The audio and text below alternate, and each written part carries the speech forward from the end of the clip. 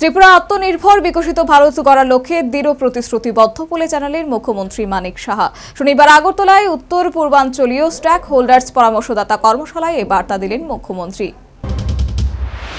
শনিবার রাজধানী আগরতলায় অনুষ্ঠিত হল উত্তর পূর্বাঞ্চলীয় স্টেক হোল্ডার্স পরামর্শদাতা কর্মশালা। কর্মশালায় প্রধান অতিথি হিসেবে উপস্থিত ছিলেন রাজ্যের মুখ্যমন্ত্রী মানিক সাহা।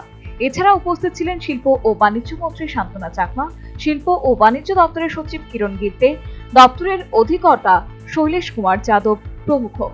পাশাপাশি কেন্দ্রীয় ডোনার মন্ত্রকের সহযোগিতায় রাজ্য সরকার আয়োজিত এই কর্মশালায় কেন্দ্র ও বিভিন্ন রাজ্যের প্রতিনিধি, ব্যবসায়ী, শিল্পোদ্যোগী মহল, বিনিয়োগ সংস্থা ও নীতি নির্ধারকেরা উপস্থিত ছিলেন। শুরুতে অন্যান্য অতিথিদের সঙ্গে নিয়ে প্রদীপ জ্বালিয়ে কর্মশালার আনুষ্ঠানিক উদ্বোধন করেন মুখ্যমন্ত্রী মানিক সাহা।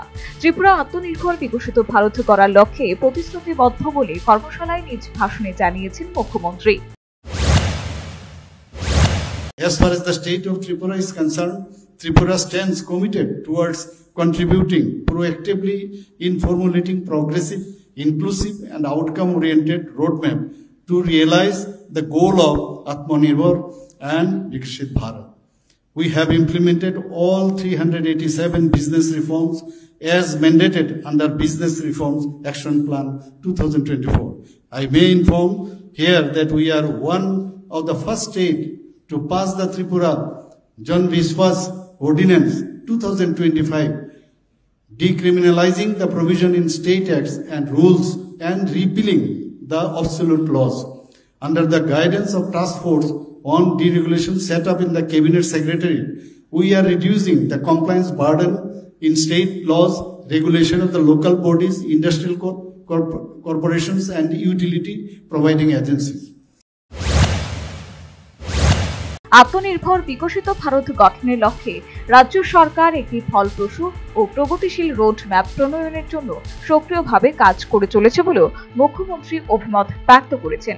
মুখ্যমন্ত্রী বলেন, ত্রিপুরা আত্মনির্ভর ও উন্নত ভারতের লক্ষ্য পূরণে আন্তরিকভাবে আগ্রহী এবং সম্পূর্ণরূপে প্রতিশ্রুতিবদ্ধ। রাজ্য একটি প্রগতিশীল, ফলপ্রসূ এবং ভবিষ্যৎমুখী রোড ম্যাপ তৈরি করতে চায়, যা দেশের সামগ্রিক উন্নয়ন প্রক্রিয়ায় গুরুত্বপূর্ণ ভূমিকা রাখবে।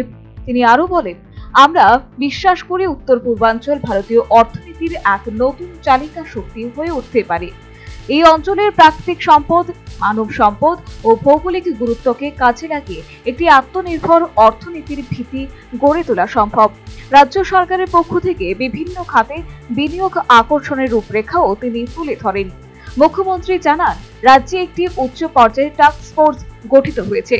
টাস্কফোর্সটি বিনিয়োগকারীদের জন্য অনুকূল পরিবেশ গড়ে তোলা, অনুমোদন প্রক্রিয়া সরলীকরণ এবং দ্রুত কার্যকর করার লক্ষ্যে কাজ করছে। তিনি আরো বলেন, আমরা চাই ত্রিপুরা শুধু আত্মনির্ভর ভারতের অংশ না হয়ে তার এক অগ্রণী উদাহরণ হয়ে উঠুক। এই লক্ষ্যেই রাজ্য এবং দেশের উন্নয়নের স্বার্থে আমরা একযোগে কাজ করছি। এদিনের এই কর্মশালার মাধ্যমে উত্তর পূর্বাঞ্চলে একটি বিনিয়োগ বান্ধব পরিবেশ তৈরি ও আত্মনির্ভর ভারতের স্বপ্নকে বাস্তবে রূপ দেওয়ার এক নতুন দিগন্ত উন্মোচিত হলো বলে সংশ্লিষ্ট বিশেষজ্ঞ মহলের অভিমত।